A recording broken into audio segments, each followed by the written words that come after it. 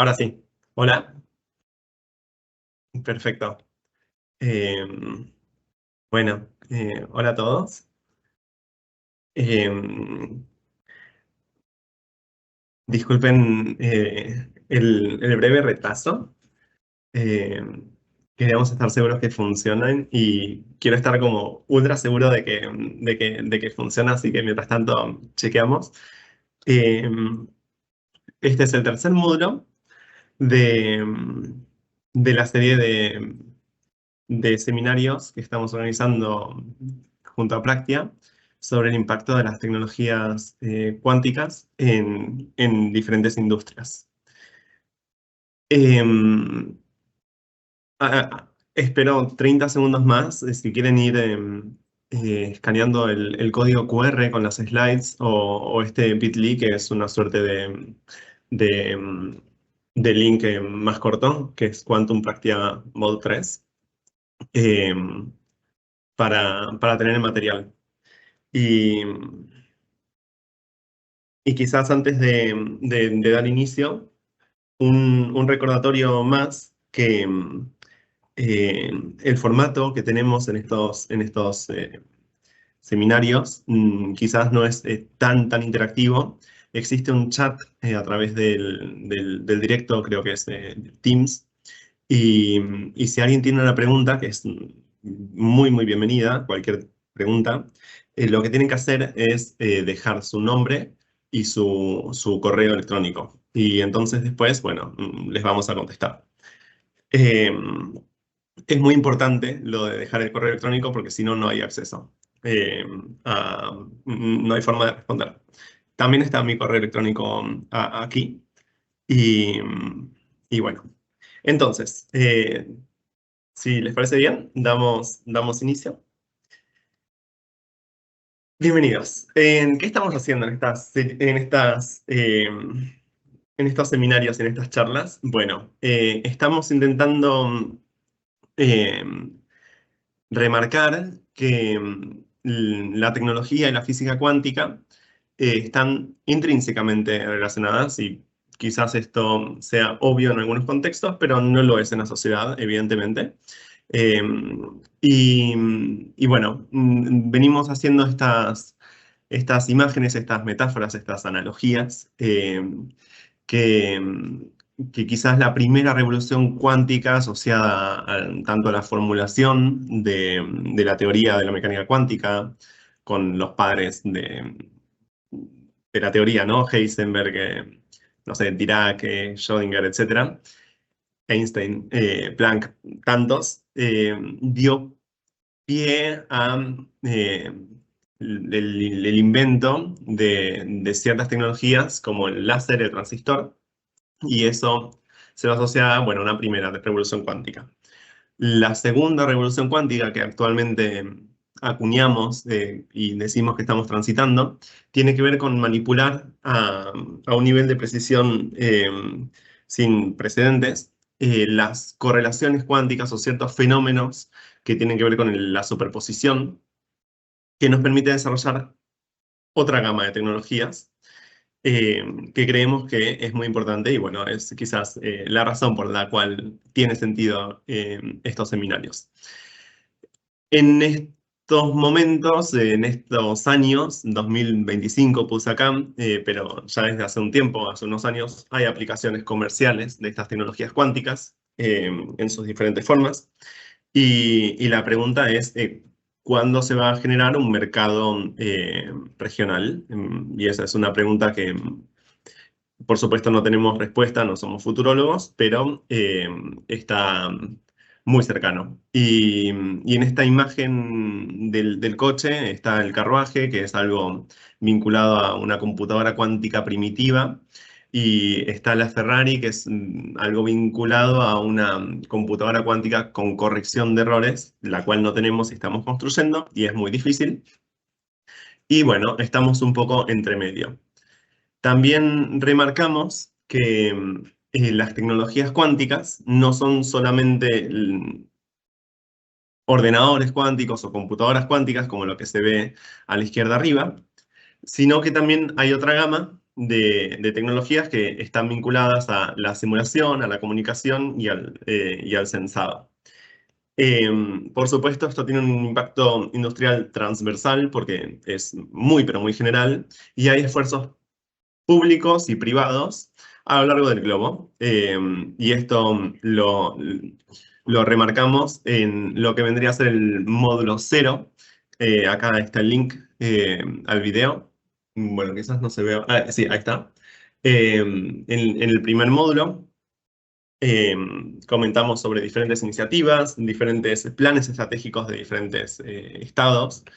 Quizás Estados Unidos y China y Europa están al pie del cañón en esto, pero, eh, pero bueno, en todo el globo es prioritario estas acciones.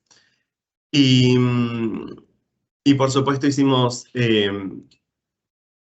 un raconto de cuáles son los diferentes impactos de las tecnologías estas primero, en el módulo 1, industrias vinculadas a las finanzas o a la logística, donde la optimización, quizás heurística, o la modelización de procesos estocásticos cumple un rol fundamental, y cualquier mejora que uno haga ahorra millones en efecto, en la práctica. En el módulo 2, que es el de más a la derecha, que fue hace exactamente 2 semanas, hablamos sobre el impacto de las tecnologías cuánticas, en particular las simulaciones cuánticas y el sensado cuántico, en diferentes procesos industriales, como tienen que ver, por ejemplo, la catalización eh, de Haber-Bosch, que da pie a sintetizar amoníaco, que se usa como fertilizante, y es quizás una de las industrias que más contaminan hoy en día, y la necesidad de desarrollar nuevos métodos para entender mejor estos procesos químicos. Y, y bueno, ahí remarcamos que la simulación cuántica podría cumplir un rol fundamental. También en el descubrimiento de nuevos medicamentos o nuevos materiales, por ejemplo, las baterías de iones de litio. Y por último, es muy general y es muy difícil contar todo en detalle, quizás imposible en tan poco tiempo, pero también remarcamos el rol que pueden tener y que tienen los sensores cuánticos, que han llegado a un punto en el cual medimos cantidades con una precisión que no tiene precedentes. Pero no tiene precedentes, y quizás no lo remarqué tanto, o es muy difícil de remarcarlo. Estamos midiendo, por ejemplo, intervalos de tiempo tan precisos que la mera definición de tiempo que tenemos queda obsoleta. Y se espera que dentro de poco tiempo se redefina lo que es el segundo. Bueno, vinculado a los relojes ópticos. Bien, entonces, en este módulo, el módulo 3, tercero y último, vamos a hablar sobre el vínculo que tiene el Machine Learning o la inteligencia artificial, y voy a ser un poco fluido en cuanto a estos conceptos y la diferenciación, no tan estricto. Es decir, indistintamente voy a decir Machine Learning o inteligencia artificial, apuntando a un público un poco más general, que no sea tan quizás riguroso en lo formal. Y vamos a hablar también del vínculo entre la cuántica y las comunicaciones. Entonces, en estos esfuerzos por ser quizás abarcativo en las diferentes comunidades, me gustaría dedicarles 5 minutos, o bueno, 2 minutos, a lo básico, lo fundamental del Machine Learning.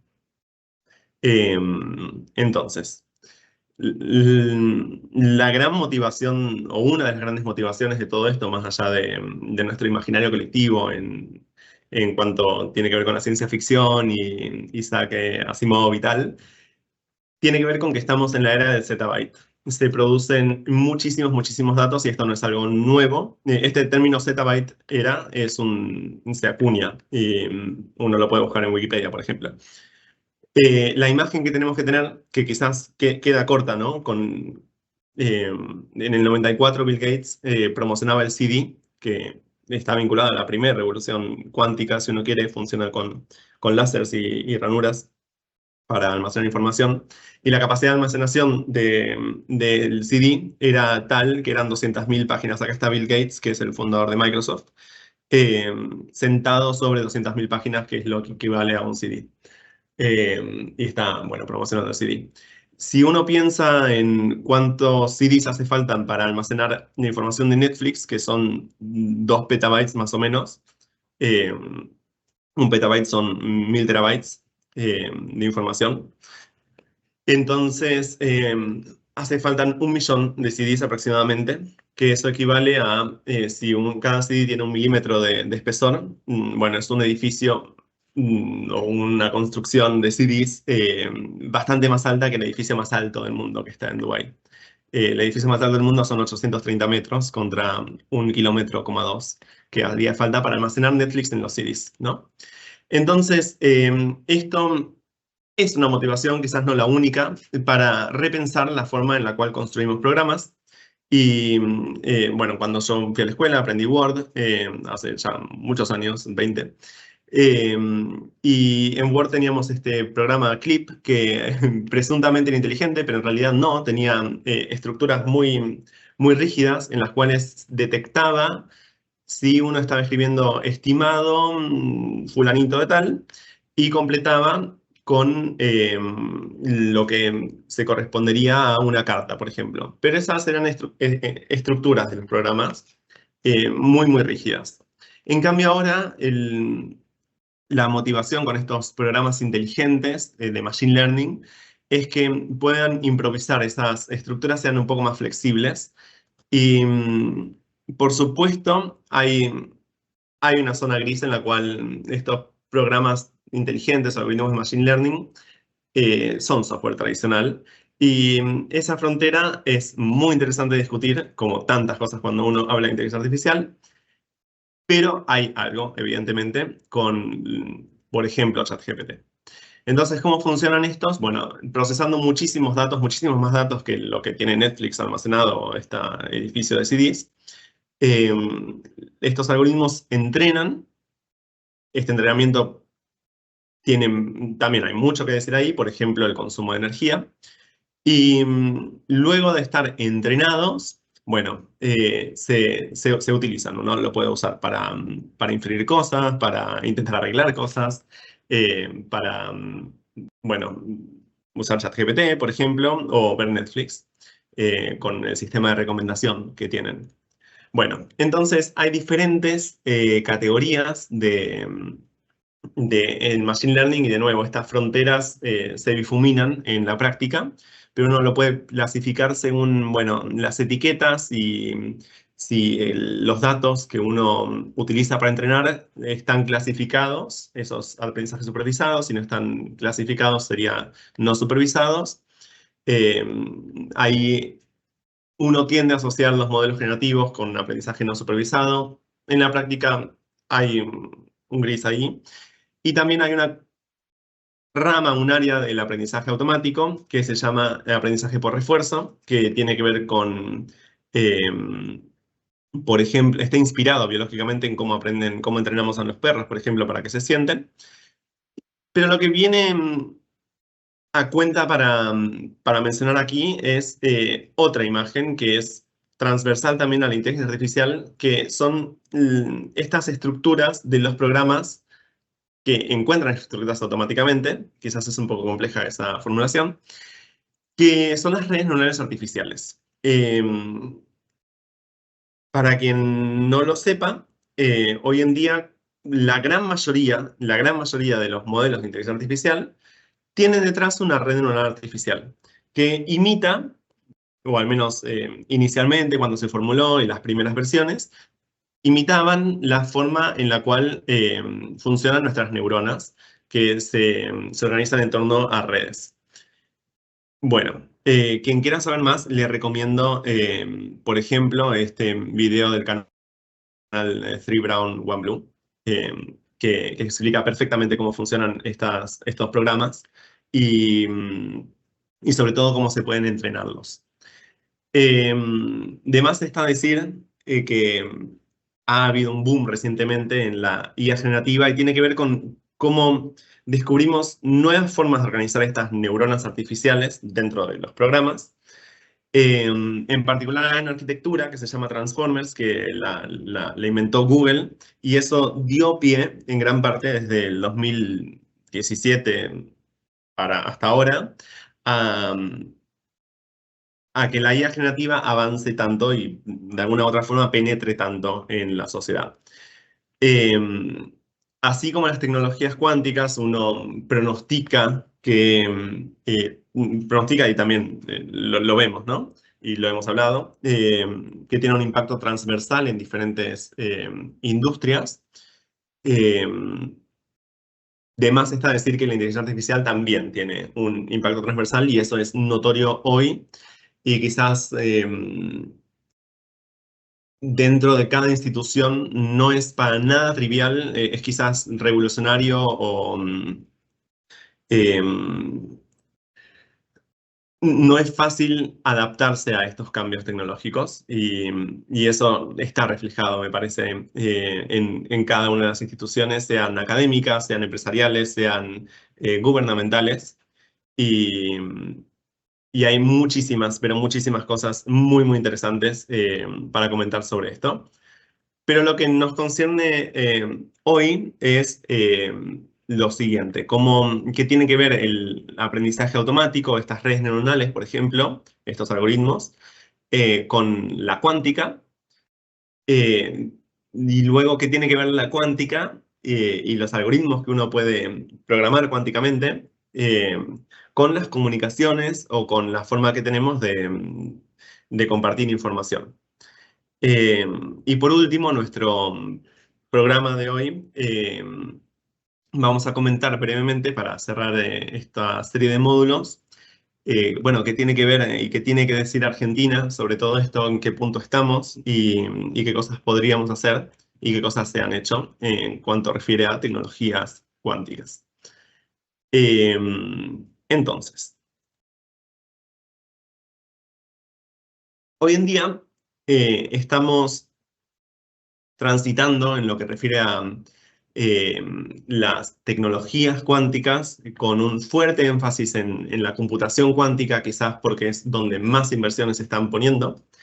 Eh, lo que se llama la NISQ era. En inglés es Noise Intermediate Scale Quantum Era. Son dispositivos que no son inútiles, de hecho hay trabajos, hay desarrollos que desde allá hace varios años se han demostrado que si no utilizamos estos dispositivos, que son ruidosos y son pequeños, pues no se pueden hacer con otro hardware, con otra tecnología. Si esos dispositivos tienen una utilidad práctica, bueno, es algo que activamente se está investigando. Estamos transitando un momento en el cual quizás estamos transicionando de admitir que hay errores a intentar corregir esos errores. Corregir esos errores, ya lo hemos mencionado, es algo muy, pero muy difícil.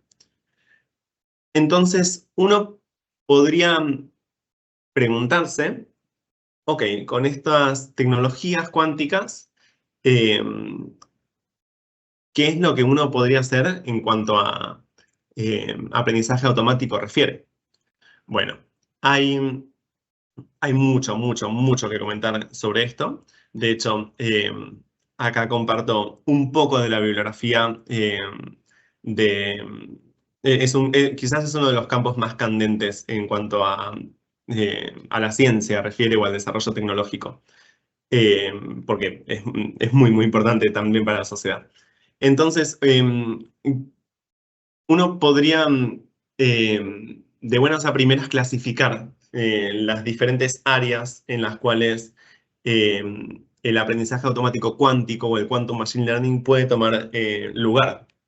Eh, por ejemplo, en función del tipo de dato que hay, ¿no? Si la información es clásica o es cuántica. Recuerden, esta información cuántica es, por ejemplo, esta información que presenta entrelazamiento o que tiene superposiciones cuánticas. O si el algoritmo es ejecutado en una computadora cuántica o en una computadora clásica. En diferentes esquemas hay diferentes casos de uso. Todos muy, muy importantes y de vital relevancia, no solamente para el desarrollo del conocimiento y descubrir nuevas ciencias, sino también para la industria. En el módulo 2 discutimos, por ejemplo, algoritmos clásicos para estudiar sistemas cuánticos. Y hablamos de la química computacional y cómo la computación cuántica y la simulación cuántica pueden ayudar, por ejemplo, a mejorar estos laboratorios virtuales. Esos son datos cuánticos, por ejemplo, estudiados con algoritmos clásicos. La pregunta es si uno puede estudiar eso con computadoras cuánticas. Otra pregunta, por ejemplo, es cómo controlar de forma automática un ordenador cuántico. Cómo construirlo también es una pregunta. Y si la inteligencia artificial puede ayudar en este aspecto. Otra pregunta muy relevante es, bueno, tenemos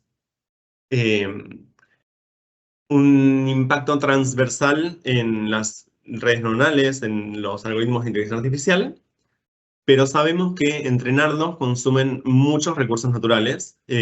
Por ejemplo, bueno, hay una gran discusión ahora que no sé si está bien ni mal, ni voy a opinar al respecto, pero OpenAI va a poner o se anunció que van a poner un centro de datos en la Patagonia. Eh, ¿Cuál es el consumo de energía de todo eso? Bueno, hay que prestarle atención. Se están construyendo centrales nucleares, no en la Patagonia, pero se están reactivando centrales nucleares en todo el mundo para alimentar estos modelos de inteligencia artificial. Una pregunta relevante, pregunta al fin, es si los dispositivos cuánticos pueden ayudar en el entrenamiento de esto, por ejemplo, a ahorrar energía o a minimizar el consumo de energía. Para esto hay muchísimas líneas de investigación e ideas que están en desarrollo. Por ejemplo, está la Quantum Energy Initiative, que estudia fundamentalmente esto. Entonces, muchísimos recursos, quizás a modo personal, no de promoción, pero no puedo dejar de mencionarlo. Tanto mi tesis de doctorado como el grupo de investigación que cofundé en Barcelona están abocados al estudio del Quantum Machine Learning y al desarrollo de algoritmos en este aspecto. Entonces, bueno, a nivel personal es muy importante. Hay tanto que comentar que uno tiene que hacer recortes, evidentemente, y estos recortes me gustaría hacerlos en una dirección práctica. Entonces, hoy en día creo que tiene que quedar muy claro que la inteligencia artificial no está alejada de las tecnologías cuánticas, ni mucho menos, sino que son tecnologías habilitantes, tanto las tecnologías cuánticas para estos laboratorios virtuales, por ejemplo, como el machine learning para el desarrollo de estas tecnologías. Ejemplos. Por ejemplo, si tenemos un ordenador cuántico, con todos estos ruidos y restricciones que tenemos a la hora de elaborar un circuito cuántico, esto es un esquema de un circuito cuántico, donde uno acomoda compuertas en diferentes qubits. Este es el qubit 0, el qubit 1, el qubit 2, etc. Uno en general tiene muchos qubits. Y tiene que ir poniendo compuertas. Un diseño, una forma de acomodar las compuertas constituye un algoritmo cuántico. Esas compuertas, bueno, pueden tener también parámetros y tal, y pueden tener asociado ruido, por ejemplo, que es muy difícil de entender. Una pregunta muy relevante es, ya que no tenemos intuición al respecto de cómo armar estos circuitos cuánticos, cómo colocar estas compuertas, porque no tenemos un modelo que nos diga precisamente cuál es el ruido que hay en estos ordenadores, pueden las los modelos de aprendizaje automático ayudarnos a desarrollar esta intuición o incluso a sugerir eh, nuevas estructuras de circuitos cuánticos, y esa es una línea fundamental no solamente en mi tesis doctoral, sino en instituciones, grandes empresas como DeepMind, que es la empresa de inteligencia artificial quizás más conocida por haber desarrollado el Alpha Zero o AlphaGo, que es el mejor jugador del ajedrez de la historia. Bueno, la idea es utilizar AlphaZero o AlphaGo, estos modelos, para pensar el diseño de circuitos cuánticos como un juego y, bueno, premiar si funciona mejor, retar si no funciona tan bien. Y, bueno, este es el link de un paper, por ejemplo, del cual tuve el placer de ser el reviewer. Mm, Y, mm, y esto es el estado del arte, es el estado del arte, eh, la herramienta que tenemos para descubrir nuevos circuitos cuánticos. Otra, otra cuestión que necesitamos es automatizar no solamente la calibración, que evidentemente al interactuar con el entorno, tanto los qubits como los pulsos electromagnéticos que rigen la naturaleza de las compuertas cuánticas, bueno, se descalibran. Y hay un montón de parámetros para ajustar, y esto hay que hacerlo inherentemente de forma automática.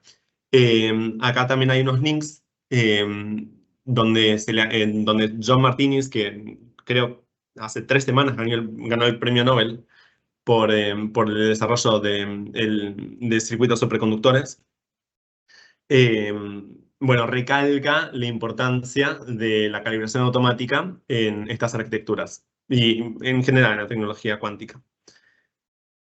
Y por último, para mencionar, es, bueno, cómo hacemos esta transición de admitir y vivir con ello, de que hay errores en los dispositivos cuánticos, a poder corregirlos en tiempo real y hacer corrección de errores cuántica.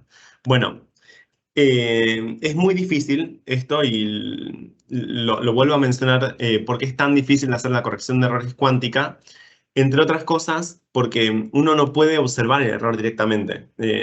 Si recuerdan, está este experimento mental del gato de Schrödinger: cuando uno abre la caja, el gato deja de estar vivo y muerto al mismo tiempo para colapsar, se dice, a un estado posible, o vivo o muerto. Bueno, con los errores cuánticos pasa lo mismo. Si uno los observa, bueno, se destruye la información. Eso requiere técnicas más avanzadas, como por ejemplo añadir redundancia, incrementar el número de qubits, cosa que es muy costoso. Bueno, además de incrementar el número de qubits, uno tiene que procesar todos esos síndromes, se dice, esas detecciones de errores, y eso es mucha información que hay que procesar muy, muy rápidamente. Eh, También acá hay un rol muy importante que tienen que jugar los algoritmos de inteligencia artificial. Para tener una imagen, eh, para una computadora de 1000 qubits superconductora, es necesario en tiempo real corregir la cantidad de datos que tiene Netflix, aproximadamente por segundo. Eh, hay muchísimo avance al respecto. NVIDIA se está metiendo muchísimo, tanto en el diálogo entre circuitos cuánticos y plataformas de high performance computing, eso serían plataformas de supercomputadoras, pero también para automatizar el control de los pulsos electromagnéticos que rigen qué compuerta es y tal. Bueno, pero todas estas tres aplicaciones que mencioné recién refieren a desarrollar la tecnología, hacer mejor tecnología o hacerla más reticente al ruido. Una pregunta muy fundamental es, bueno, si tengo una aplicación muy concreta, como por ejemplo, tengo este portfolio, como mencionamos en el módulo 1, en finanzas, o tengo este problema logístico que se traduce en un problema combinatorial matemático muy, muy concreto y lo necesito resolver, pues ¿cómo hago? Eh, Hay un trend, una línea, mm, funcionan tan bien las redes neuronales, son tan buenos en tantos campos los algoritmos de inteligencia artificial, que es muy popular probar frente a cada problema, bueno, qué solución uno podría obtener con redes neuronales. Y a veces funciona bien, a veces no funciona tan bien. Eh, Se usa en la gran mayoría de los problemas, diría yo. Es muy, muy general. Para ser un poquito más específico, una red neuronal, así como hablábamos de la organización de neuronas, bueno, se habla de arquitectura de la red neuronal, que esto se traduce en código. Uno, por ejemplo, lo desarrolla en librerías especializadas como PyTorch o TensorFlow o JAX o lo que sea. Hay muchas, hay muchísimas. Eh, Uno codifica el problema en una función de coste. Esto es clásico, ¿no? Y optimiza esa función, optimiza, por ejemplo, los parámetros de esa red neuronal, los pesos, utilizando un optimizador. Entonces, está la pregunta de, bueno, ¿cómo podemos incorporar estas ideas a un dispositivo cuántico, a una computadora cuántica? Bueno, la gente pensó mucho en esto y una idea que cobró muchísima popularidad tiene que ver con reemplazar al menos una parte de las redes neuronales con un circuito cuántico, donde los pesos de esas redes neuronales es justamente esos parámetros, esos pulsos electromagnéticos que rigen las compuertas cuánticas. Este, por ejemplo, es un circuito muy pequeñito, donde uno puede codificar información, por ejemplo, de un problema clásico de logística o de finanzas, en diferentes compuertas del circuito cuántico, y después tiene parámetros libres, que son, bueno, rotaciones, sin ponerme demasiado técnico, en los qubits. Y de ahí uno puede derivar una función de coste, que si recuerdan está asociada, en el módulo 1 lo hablamos, a algo que se llama un hamiltoniano, asociado a la energía del sistema. Eso se traduce en un paisaje de energía que la computadora cuántica tiene que navegar utilizando un optimizador clásico. Y todo esto da pie a, bueno, o las redes neuronales cuánticas, o también se habla de algoritmos cuánticos variacionales, híbridos clásico-cuánticos. Y bueno, esta es una gran, gran línea de investigación muy reciente, si uno lo piensa en términos de desarrollo, la cuántica tiene 100 años, cumple este año justamente. Eh, Habría que discutir por qué igual, pero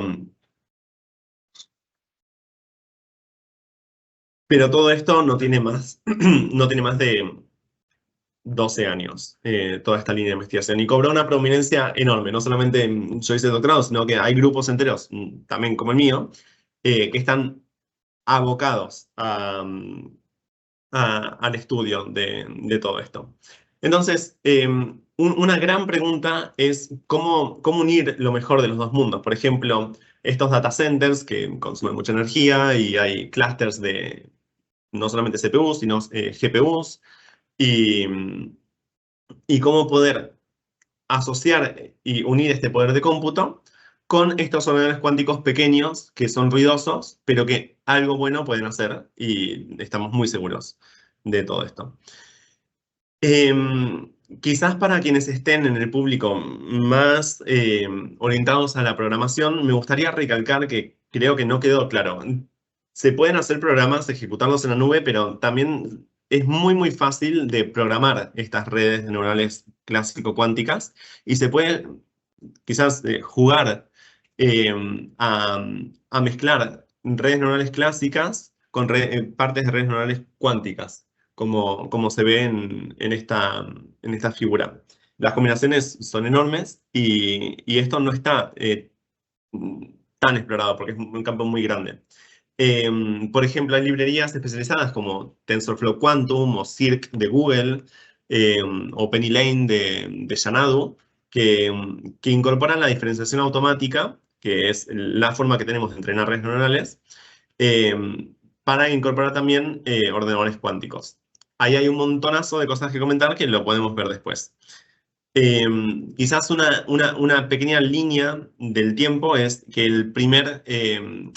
la primera sugerencia de estas redes neuronales clásico-cuánticas se hizo en 2013 con un algoritmo que se llama VQE, o en España le dicen VQE, que es un resultado experimental para intentar resolver un problema de química cuántica.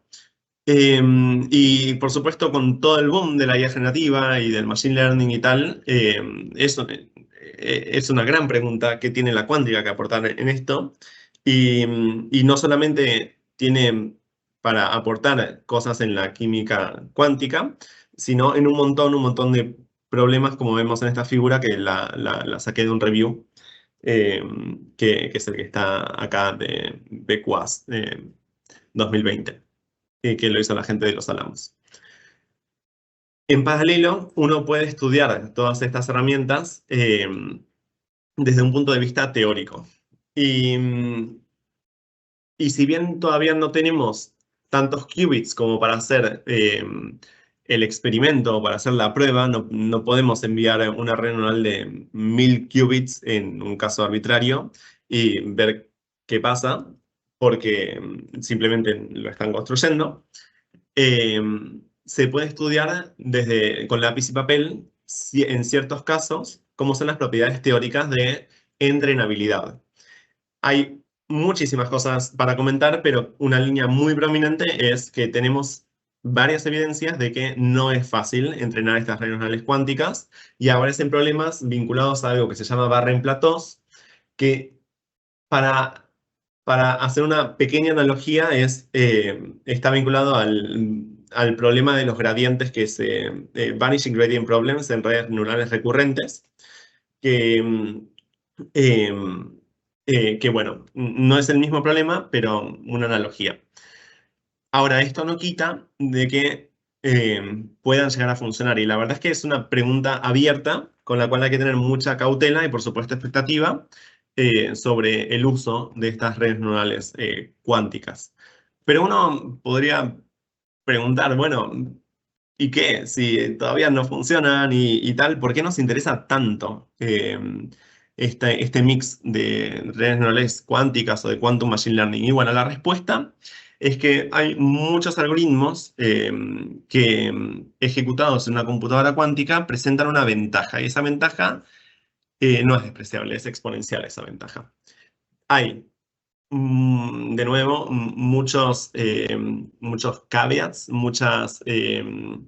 eh, muchas alertas, muchas cosas que decir al respecto de que quizás en ciertos casos estas ventajas cuánticas no son tan así, eh, pero por supuesto que hay que prestar atención. Por ejemplo, uno de los algoritmos que tiene Netflix para recomendarnos películas, eh, que permítanme decir, no siempre funciona tan bien, pero bueno, sí funciona, es el algoritmo Principal Component Analysis, que básicamente estudia diferentes datos que acumula del usuario e intenta descomponer en los valores principales algo que se llama matriz de covarianza.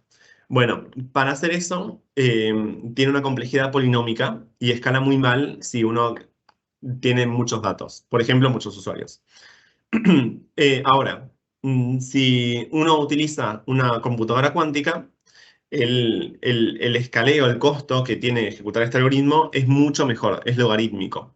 Eso eh, eh, estas diferencias exponenciales quizás para un público que no está matematizado se traducen, por ejemplo, ¿no? En el contagio de una enfermedad, si hay una pandemia como el COVID o no. Y vaya si cambia la situación. Bueno, ese contagio es exponencial en caso de una pandemia. Eh, si no la hay, bueno, uno se enferma y quizás un par de amigos, pero ya está. Espero que sirva esa metáfora.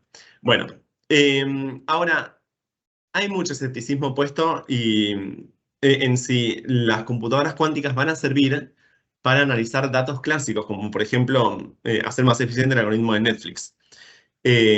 Porque hay como una subtrama en toda esta presentación que está quizás contada a través de las referencias que voy poniendo aquí abajo.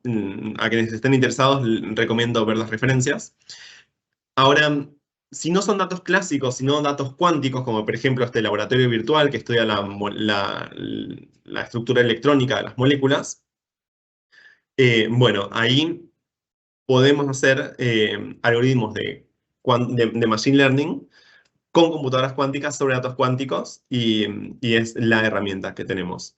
De hecho, Google hace exactamente 2 semanas presentó un avance muy, muy notable para entender mejor, utilizando técnicas de aprendizaje automático, cuántico, ciertas estructuras cuánticas vinculadas a aprendizaje hamiltoniano eh, que no se pueden hacer para nada en lo absoluto con una computadora clásica, pero que además son muy útiles para entender la estructura electrónica de ciertos compuestos. Eh, otro avance, otra línea muy, muy establecida tiene que ver con aprender de los experimentos cuánticos. Uno hace experimentos, corre la computadora cuántica, acumula datos que solamente los puede obtener con una computadora cuántica y después intenta aprender cosas utilizando Machine Learning. Bueno, toda esta línea de investigación está desarrollada por John Preskill en Caltech y Robert Wang, bueno, y muchísima, muchísima, muchísima gente más, quizás protagonizada por ellos. Todo esto son quizás más indicios en los cuales no es una aventura académica el Quantum Machine Learning, sino que está muy establecido que tenemos ventajas que son verificables, probables y que probables en el sentido de provable, de que podemos demostrar esas ventajas y de que son totalmente útiles. Entonces, es muy fácil entusiasmarse con todo eso.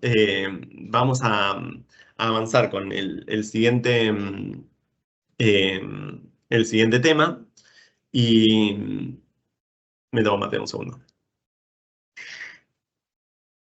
Bien, entonces, no solamente tenemos estas redes neuronales cuánticas que podemos ejecutar en una computadora cuántica. Ya mencionamos, esto es un extracto de un paper, un review, que es de Amazon, de cuáles son los distintos algoritmos que tenemos cuánticos y su contraparte clásica. Eh, Entre ellos hay varios que presentan ventajas teóricas que son exponenciales, esto que mencionábamos. Bien. Muchos de ellos, y hay un esfuerzo muy grande por entender de dónde viene esa ventaja, cómo entenderla, así como no se entiende por qué funcionan tan bien las redes neuronales clásicas, no terminamos de entender cuál es la quizás magia detrás de estos algoritmos cuánticos que presentan tantos speedups. Por supuesto, controlamos muy bien, pero en el fondo hay algo que no se entiende de navegar, esto es un poco más técnico, el espacio de Hilbert, y encontrar la solución al problema. Al menos yo creo que no terminamos de entender, o al menos yo no termino de entender. Pero no creo que nadie lo termine de entender. Entonces, muchos de esos algoritmos uno intenta comprimirlos, entenderlos en cuanto a ciertas primitivas, sintetizarlos en pos de, bueno, decir, bueno, ¿qué está pasando? Y resulta que hay muchísimas primitivas, uno dice, como pequeños bloquecitos, así como si fueran neuronas en una red neuronal. Bueno, hay pequeños bloquecitos de código cuántico, tareas que son fundamentales para diferentes algoritmos que presentan esta ventaja exponencial.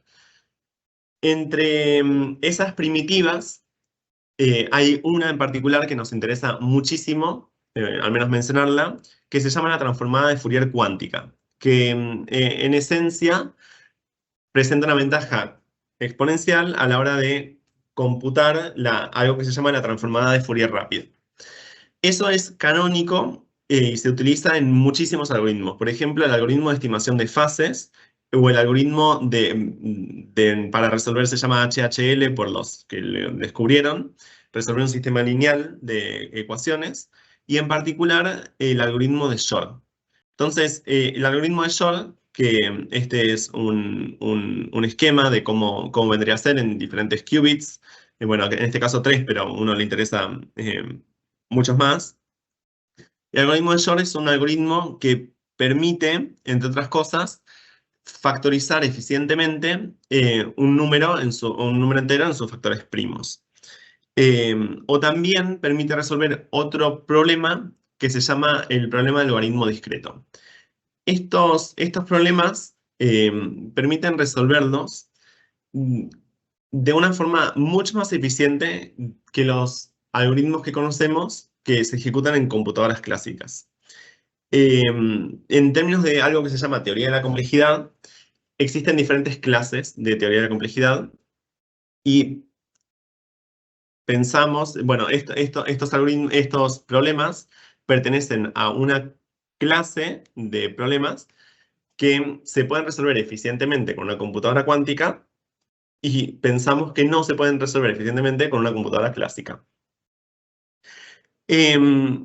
La relevancia de estos problemas y de la dificultad para resolverlo clásicamente es tal que nuestras formas de encriptar información y comunicarnos descansan o están basadas en esta dificultad, en esta imposibilidad. Por eso a veces decimos que la física cuántica o la computación cuántica redefine lo imposible, porque ahora es posible, si tenemos una computadora cuántica, resolver estos problemas. Y claro, si de pronto podemos resolver estos problemas, por ejemplo, hay un protocolo que se llama RSA, u otro protocolo que se llama Elliptic Curves, que, que esconden de alguna u otra forma algo que se llama una llave. Y ahí se diferencia entre llaves públicas, llaves privadas. Si uno puede desencriptar esta llave privada, bueno, utilizando el algoritmo de Shor, que lo puede utilizar si uno tiene una computadora cuántica suficientemente potente, bueno, hay diferentes consecuencias que son grandes. Eh, por ejemplo, esto de, bueno, desencriptar la información. eh, y, y otra muy grande es falsificar estas llaves y poder firmar o autenticar cosas siendo, bueno, con una identidad falsa o robada. Eh, Esto quizás no es especulativo en el sentido de, bueno, qué es lo que se podría hacer si uno tuviera una computadora cuántica, sino que en este punto estamos seguros de que vamos a construir una computadora cuántica dentro de poco, o que va a estar en el mundo, en el planeta, disponible. Y claro, esto es sensible hoy, porque si se trata de desencriptar, por ejemplo, bueno, es posible ahora guardar, almacenar estos mensajes encriptados, almacenarlos y luego desencriptarlos una vez que ya está disponible esa computadora cuántica para utilizar y ejecutar el algoritmo de Shor. Esto uno diría, bueno, no me interesa si me descifran, qué sé yo, el WhatsApp o algunos chats, pero existen, hay seguridad que es vulnerable en una ventana temporal muy larga. Por ejemplo, de aquí a 15 años, igual hay información que no queremos que se sepa, que estamos produciendo, encriptando ahora y largando públicamente, y no queremos que se sepa en 15 años incluso. Por ejemplo, transacciones financieras, quizás de bancos, o, o- o propiedad intelectual, patentes o algoritmos o tal. Por ejemplo, ya ahí uno se mete en cuestiones geopolíticas que tienen que ver con, bueno, no sé, tanto defensa como estrategias económicas o de desarrollo y tal. Otra, otra acción muy vulnerable tiene que ver con cómo efectuar esta transición tecnológica y cómo migrar a algoritmos que sean seguros, incluso si existe una computadora cuántica. Eso se llama postcuánticos. Bueno, para poder hacer esa migración, bueno, esa transición tecnológica requiere muchos años. Entonces, hay muchos protocolos ahora que son vulnerables a estos ataques cuánticos y bueno, para hacer esa migración hay como un overlap entre esas dos olas en las cuales, si no actuamos ahora, bueno, igual nos lleva demasiado tiempo hacer esa migración. Esto no es una cosa que yo especule porque estudié física cuántica y me parece importante transmitirlo, sino que el estándar nacional estadounidense de tecnología sacó este reporte en diciembre del año pasado, en 2024, hace casi un año, eh, sobre cómo hacer esta transición hacia lo post-cuántico, algoritmos de integración post-cuántica, y, y también la Comisión Europea hace unos meses. La idea, en general, tiene que ver con, bueno, qué cosas son imposibles incluso para una computadora cuántica, porque hay cosas que son imposibles para una computadora cuántica y hay límites de la tecnología. Esto tiene que ver con ciertos sistemas o protocolos criptográficos que, que también llevarían un tiempo exponencialmente grande resolver con una computadora cuántica. Eh, Hay muchísimo que comentar sobre esto. Las grandes empresas están migrando bueno, y también los estados, a incorporar protocolos de encriptación postcuántica. Eh, y bueno, estos son diferentes protocolos, los más prominentes que recomienda el NIST.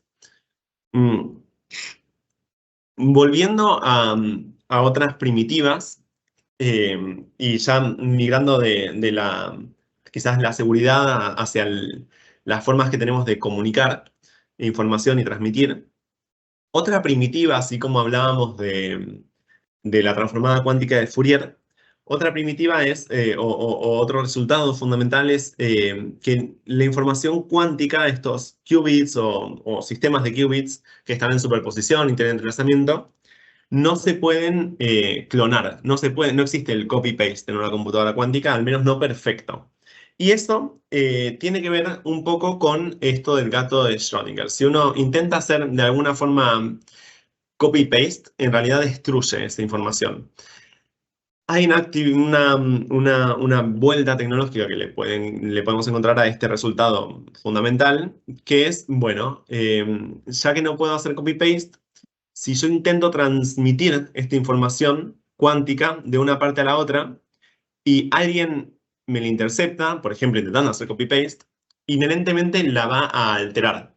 Y entonces uno lo va a descubrir porque es distinta la información que llega. Entonces, esto es un límite fundamental a la seguridad. Es un protocolo que quizás no de claves o tal, sino físico, en el cual la información se altera si hay un espía. Se puede, por supuesto, diseñar un sistema de claves, de distribución de claves, considerando este fenómeno, y es la base de algo que se llama QKD, distribución cuántica de claves. Todo esto no es ciencia ficción, sino que existen protocolos de distribución de claves cuánticas que son ultra seguros, fundamentalmente garantizados por la física cuántica, que, por ejemplo, el JP Morgan, creo que es en Tokio o en Nueva York, hay que revisarlo en la referencia, tiene comunicados diferentes data centers con protocolos de encriptación de QKD. China aprovecha la red satelital para enviar información también protegida con QKD. Toshiba lo mismo. Esto es una tecnología que es compleja, pero está al alcance del desarrollo de nuestro país tranquilamente. Entonces, quizás el mensaje aquí para transmitir es que, por un lado, tenemos los algoritmos de encriptación postcuántica que protegen frente a ataques cuánticos, y por otro lado, tenemos las redes de distribución cuántica de claves, que son un protocolo físico que es inquebrantable. Detectamos espías automáticamente. Entonces, no es que uno va en contra del otro, sino que son diferentes capas de seguridad que hay que añadir a los sistemas de distribución de información y de encriptación. Para comentar una más de las primitivas cuánticas, está la teleportación cuántica, en la cual uno necesita enviar información cuántica sin medirla, sin alterarla, de un punto al otro. Y un recurso para enviarla es el entrelazamiento cuántico. Eso, junto con otro protocolo que tiene que ver con cómo incrementar la capacidad de enviar información de un canal cuántico, que puede ser una fibra óptica, por ejemplo, o en la misma atmósfera, que se llama Superdense Coding, da pie a pensar en una red de comunicación cuántica, que por supuesto es indispensable cuando uno piensa en diferentes nodos, a esto un poco más futurista, eh, diferentes nodos en el mundo cuánticos, donde se produce y se procesa información cuántica con una computadora cuántica, pero es indispensable enviar esa información. Bueno, para eso se está pensando, pero no a nivel académico, sino a nivel desarrollo. La infraestructura de Internet cuántico en Europa, por ejemplo, o en Japón está avanzadísima. Acá, por ejemplo, está la Quantum Internet Alliance en Europa, y hay un muy buen reporte de qué es el Internet cuántico. Eh, pero en esencia es una estructura de comunicación que no solamente permite enviar información cuántica de forma segura, sino que piensa en cómo es el futuro de la computación mismo. Y ya sabemos, ¿no? Que cuantos más qubits uno añade, una computadora cuántica es más potente, exponencialmente más potente. Entonces, esto es un cambio de paradigma también en los sistemas de computación de alto cómputo, en los cuales si uno tiene una forma de comunicar diferentes computadoras cuánticas, bueno, de pronto genera una computadora cuántica virtual exponencialmente más potente. Eh, Esto en términos geopolíticos también, y en términos del mercado de la computación, es un cambio de paradigma. Bueno, el Internet cuántico viene a pensar y a dar una solución sobre todo esto. Quizás para cerrar, hay muchísimo que comentar de cada uno de los tópicos y creo que, bueno, es muy necesario seguir haciéndolo. Vamos a ir cerrando con, bueno, en qué punto estamos en Argentina y qué cosas podría uno hacer. Es claro que así como la inteligencia artificial, quizás la inteligencia artificial aún más urgente, porque es algo que hoy en día tiene un impacto social, no solamente industrial, eh, muy notorio en todo el mundo y no sabemos muy bien qué hacer con ello. Necesitamos un plan estratégico de desarrollo a nivel global, pero también a nivel nacional. Con las tecnologías cuánticas que no tienen un impacto, al menos en la segunda ola, la segunda revolución, un impacto social tan grande ahora mismo, pero sí que lo va a tener. Bueno, es indispensable eh, un plan, una estrategia, ¿no? Cada uno de los países acá en el globo tiene su financiación, su estrategia cuántica, o muchos de los países, acá falta Chile, por ejemplo, eh, de qué hacer con estas tecnologías, más allá de iniciativas privadas. En Argentina, claro que no estuvimos atrás o no estamos atrás. Hace unos años que tuvimos este programa de fortalecimiento de la ciencia y tecnología cuántica, que este es un reporte lamentable. Bueno, estamos en un punto en el cual, así estamos, creo que esto lo dice todo, no está disponible online o es muy, muy difícil de conseguirlo. A quien le interese, lo subí a mi Google Drive, pueden escanear ese código. no avanzó ese plan por los ciclos políticos que tenemos.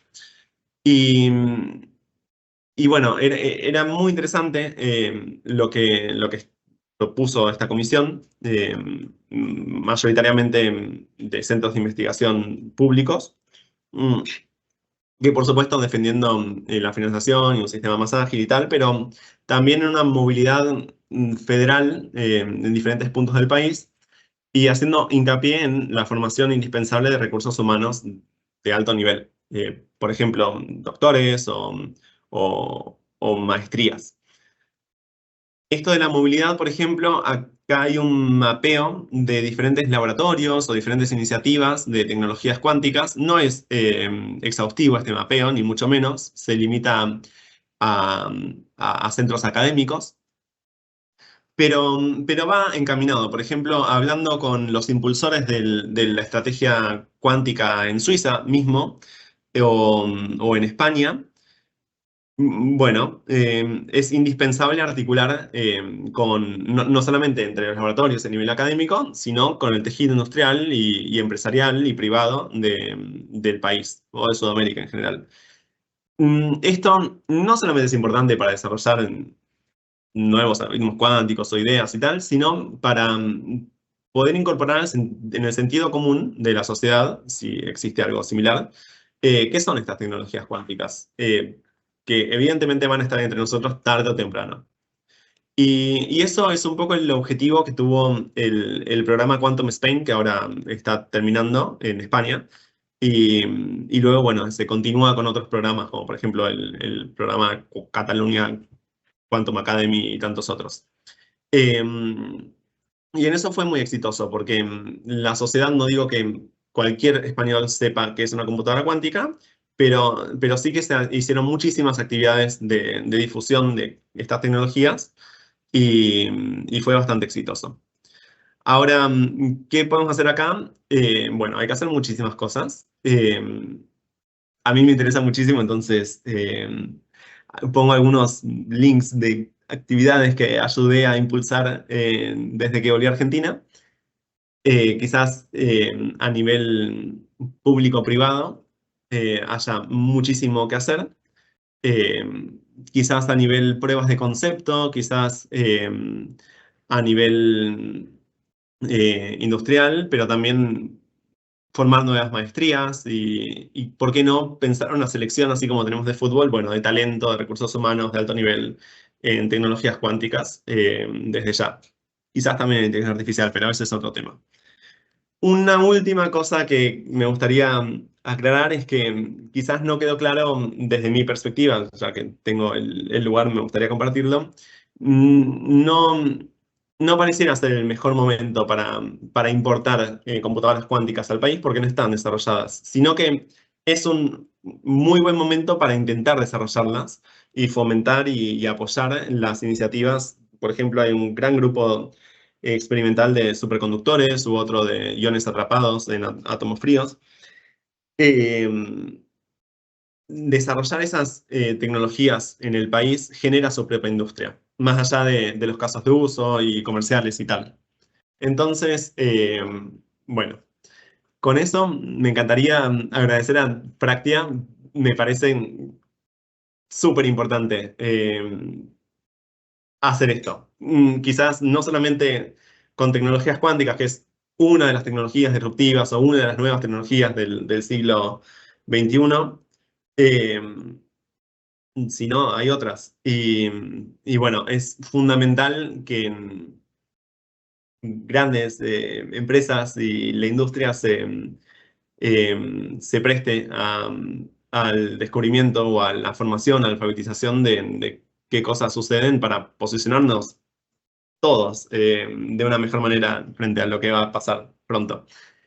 Entonces, bueno, con eso creo que está muy bien dar por concluido. Me extendí 5 minutos, pero a quien le interese, por favor, si tienen alguna pregunta en el chat, dejar el email, porque creo que no queda tiempo para preguntas.